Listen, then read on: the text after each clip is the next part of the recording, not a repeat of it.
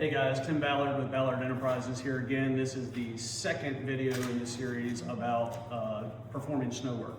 So you should have already watched the first video that covered how we get on site, where we're going to meet, what you do to get your badge. And now that you've gotten your badge, you've driven over to the actual work location and we're getting set up to work. So we're going to pick up from there. First thing is, while we're on site, I'm going to cover a little bit of housekeeping. There is a porta pot on site where we stage everything. If you need to use the restroom, that is the only location. We're not allowed in any of the buildings. So again, there'll be a porta pot there for your use. If you're a smoker, your cigarette butts, when you put your cigarettes out, put your butt in your pocket or in a trash receptacle. Do not put cigarette butts on the ground. They get very fussy about that. Same goes with trash. Any of your trash, please make sure it ends up in a trash receptacle. We want to leave the place looking good. We're getting paid very well to do a nice job here. I want to make sure that's what we do and not leave them anything to complain about. Your phone, cameras, are you absolutely positively not allowed to do any recording or photo taking of any type on the property. The property is very heavily surveilled. It is NSA property. There are cameras everywhere. If they see you on your phone going like this to take a photo, even if you're just looking at your phone, like let's say you're looking at something, hold it down like this and look at it.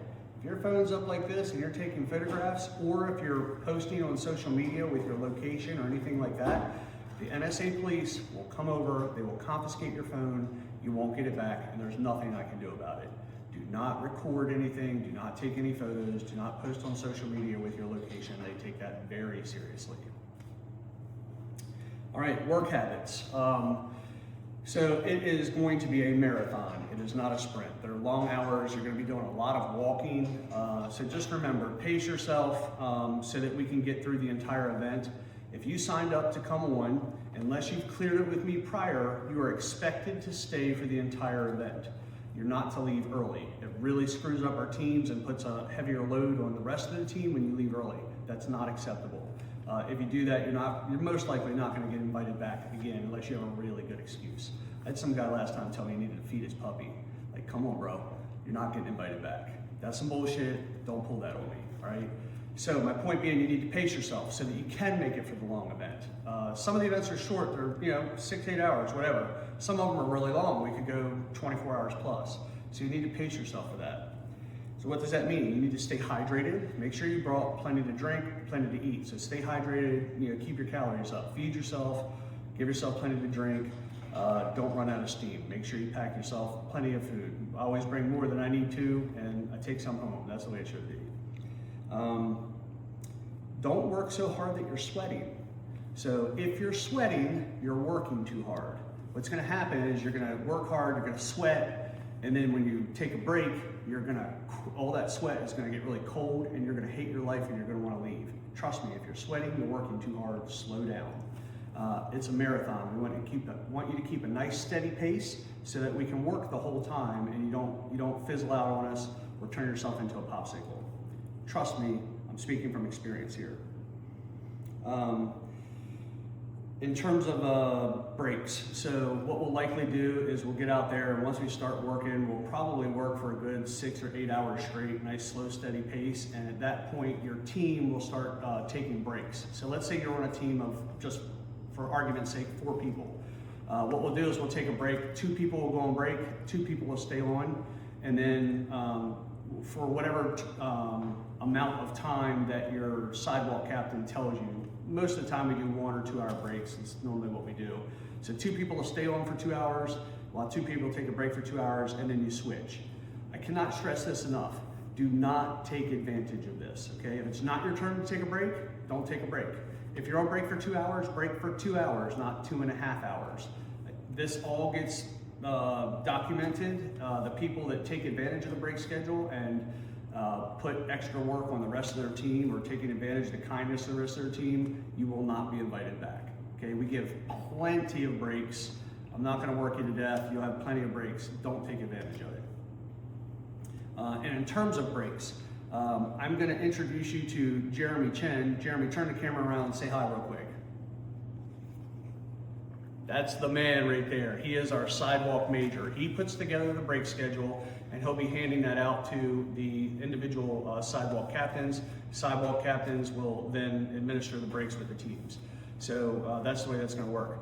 Also, Jeremy is again, he's a sidewalk major. He overlooks the entire property. He'll be running around in a little Ford Maverick that says Ballard Enterprises real big on the side of it. It'll have a flashing light on top. If you need anything, if you're really far away from the bathroom, from the porta pot, and you need to use it, and you see him come by, wave him down. He'll pull over, he'll help you out. He'll give you a ride over to the bathroom. Or if something's broken, hey, I broke my tool, or whatever, you need assistance, ask your sidewalk captain. If they're not right there, wait until you see Jeremy coming around. He's constantly cruising around in that little truck with the light on top. He'll help you out with whatever you need. That's his whole job, is to keep you working and to keep you safe. Everybody will get a safety vest at the beginning of the work, and just make sure you wear it the whole time and turn it in at the end of the shift. Your visitor badge that you will get from the visitor center, they tell you to leave it on a little necklace. My recommendation is you put it in a pocket that you can zip up. You don't want to lose that thing.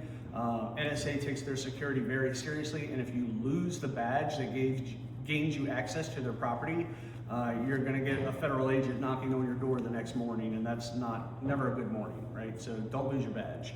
The badge will get turned in at the end of the night in a little drop box when you leave, so they do count those.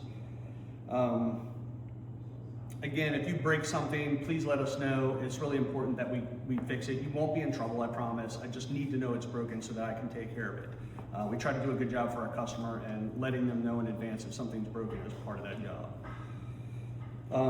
We are going to give you tools to use. So the tools will come out of our work area. When you take those out, use them, bring them back to the work area. Do not leave them out and around on the property. And if you see any other tools laying around that look similar to ours, do not use them. They are not ours. The property owners have tools that are very similar, and we don't want to mix our tools up with theirs. So the tool you take from our bin, you take it out, you use it, you keep it on you all times, it's your best friend, and then you take it back at the end of the shift or during your breaks. Do not leave them out laying around. So we're going to talk a little bit about procedure now, how you actually do the work. This is probably the simplest part of the job. I'm going to show you real quick what the job mostly looks like. This is called a man plow. You're going to stand behind it, and you're going to walk, and you're going to push. There's like 15 miles of sidewalks at this location. You're going to walk down the sidewalk with that pusher and push the snow off to the side. We do this continuously while it's snowing. So if it was up to them, we would never let any snow accumulate on the ground. But we're constantly pushing, so you're never going to be pushing more than maybe an inch of snow at a time, even if it's coming down really heavy. If we stay caught up, you'll never be pushing a really, really heavy load. So think of it as walking. You're going to walk behind that tool a lot. You're probably going to walk 10, 15 miles or something like that in a night. You're going to get your step count in for sure. You experienced guys that have been here before, please keep an eye out for the new guys. It's their first time or maybe their second time. Just make sure they're doing a good job of meeting our standards, and if they need some assistance or a little bit of guidance, please give it to them. You know, you're experienced, and we're counting on you for leadership. Number one thing I'm going to tell you, this is the most important thing. There are a bunch of machines running around. Little machines, big machines, they all have lights, they all make noise. Steer clear of the machines. Never ever assume that the machine operator can see you. That machine operator has probably been awake for 48 hours.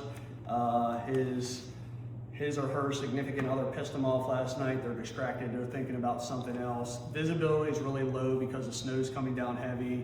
That person's tired, they're blinking, they're over caffeinated. If you assume they see you, even if you think they look right at you, do not assume they see you unless they specifically told you, hey, go ahead. If they didn't do that, stop what you're doing, step back, get out of the way, let the machine pass, and then go back to work. Because if that machine runs into you, I promise you are going to lose that fight. You're gonna end up broken and busted up. You're not insured by me, you're an independent contractor.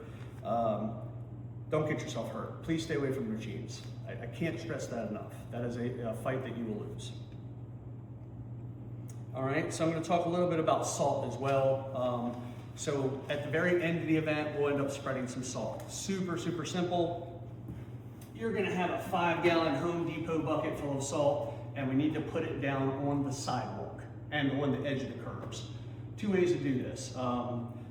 So first let me say the salt needs to be spread evenly. It needs to be distributed evenly onto the sidewalk. It does not go in the grass, it doesn't go in the dirt, it doesn't go in the mulch, it goes on the sidewalk. That's the goal, is to spread it evenly on the concrete surface. 2 ways to do that. One, so there's no salt in here, but I'm just going to show you roughly what the technique is. This bucket will be about 1/2 to 3/4 full of salt. You can hold it under your arm, take your free hand, and literally just spread it out like that as you're walking along. And you'll see it'll spread out nice and even. That's a good way to go about it. If it's too heavy for you to hold under your arm, because it is kind of heavy, if it's too heavy for you to go like this, or if your arm gets tired, I like the bowling method. That's where I carry the bucket of salt along, I set it down in location, I grab a scoop, and I literally bowl it like I'm bowling, and then watch it spread out, and I pick the bucket up, I walk forward, and I do the next section. That's a really good technique as well. What you don't want to do is grab salt, drop it. Grab salt, drop it. And then it lands in these little clumps in front of you. It doesn't spread out very well, it's wasteful. We have to go back and clean that up when we do that. That's never a good time. So spread it nice and even. When we are pushing the snow, we want to be able to see the edges of the sidewalk. So where the sidewalk meets the mulch or the grass or the dirt or the stone or whatever it is, we want to be able to see all the way to that. So if the sidewalk is 5 feet wide, we need to clear 5 feet wide, not 4 feet 6 inches wide, and then there's a little strip of snow down each side of the sidewalk. We call that edge to edge. Everything needs to be cleaned off edge to edge. Once it looks like it's done snowing, and it looks like we've got everything all cleared off, at that point we'll do what's called final cleanup. We'll probably do some salting as well, and we'll go out in groups and really just fine tooth comb everything, clean it up really nice, and leave the property looking really good for the client.